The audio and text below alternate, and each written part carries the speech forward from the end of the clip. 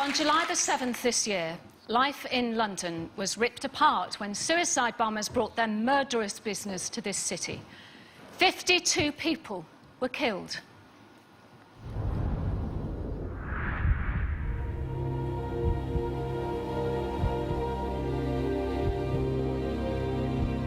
I can see in front of me a red double-decker bus, the front half of which has been totally blown away. The smoke, you couldn't breathe, you couldn't see anything, it was just horrible. I just want to get out. And we heard a woman screaming. By the sound of it, she must have been in a carriage full of bodies or something. Because it was a burning smell, and everyone thought they were going to die.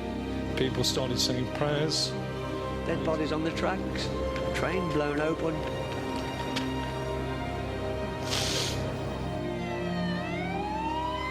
Amid the chaos and carnage the terrorist bombings brought to London on July the 7th, there came hope. Can we dress back, please? The emergency services worked valiantly in horrific conditions, temperatures of up to 140 degrees, and with no idea if there were more explosions to come.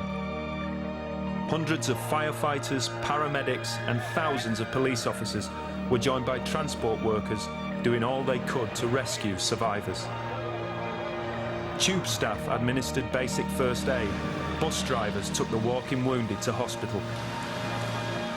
With about 750 people injured, hospital staff across the capital worked tirelessly to prevent further loss of life.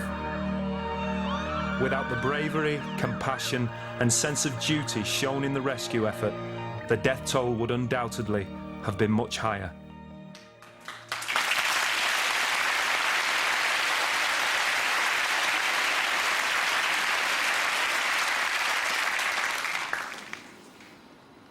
On the 7th of July, terrorism struck in the heart of London.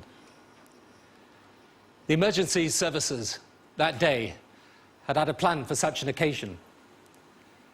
But nothing quite prepares anyone for having to do it, for having to cope with that amount of distress and grief and shock and horror.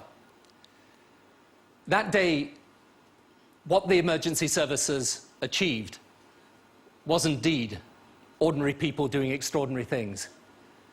They had to make sure that they evacuated everybody properly, thousands of people. They risked their own lives in doing so.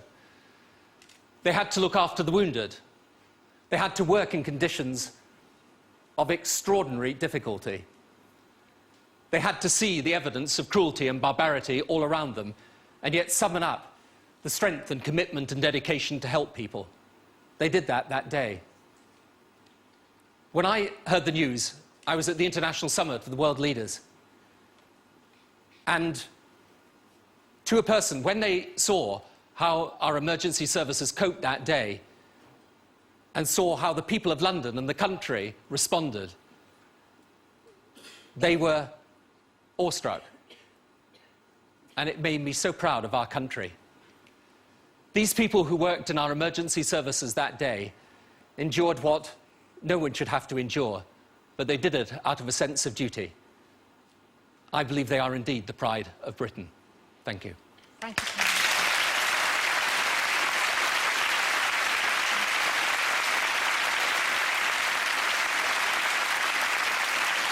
One of the most enduring images of that day was the photograph taken of a young woman clutching a surgical burns mask to her face. That woman was 24-year-old Davinia Turrell. Davinia was on her way to work when she was caught in the bomb blast at Edgware Road tube station.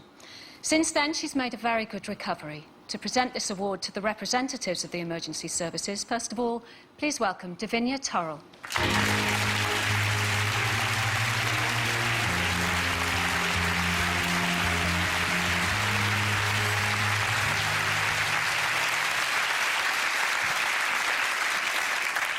Hi. I'd like to take this opportunity to thank and express my eternal gratitude to everyone who acted so quickly and bravely at the scenes of the London bombings. From the staff of London Underground, to the paramedics, police, ambulance and fire services, to the first aiders and fellow commuters. Furthermore, I'd personally like to express my deepest thanks to everyone at the Chelsea and Westminster Burns Unit, St Mary's Hospital Paddington, and the police, all of whom were simply fantastic and treated myself and my family with the utmost